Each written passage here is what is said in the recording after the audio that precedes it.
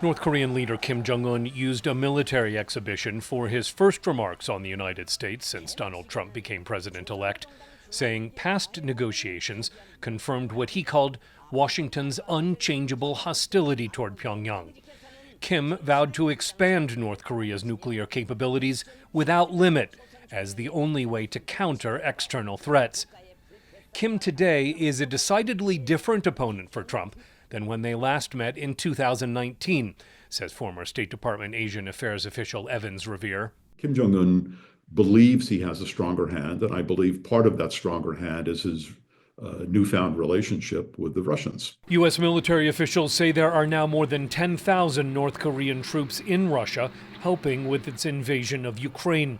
Russian Defense Minister Andrei Belousov was in Pyongyang last month, advancing a strategic partnership treaty that Belousov says reduces the risk of war on the Korean peninsula. NATO Secretary General Mark Rutte says that alliance is a challenge for the incoming Trump administration. Nuclear technology and missile technology is flowing into North Korea, and therefore is a risk now that North Korea will use it not only to be a threat to us here, but also to the US mainland.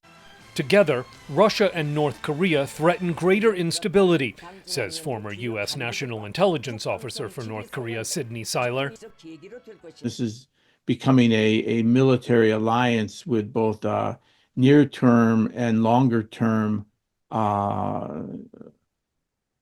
dangerous risk to obviously extending the war in Ukraine, destabilizing the Korean Peninsula, and just destabilizing the international community. With North Korea gaining Russian air defense systems, upgraded munitions manufacturing, cash, and food and fuel aid, Seiler says Kim has less need for Washington than during Trump's first term.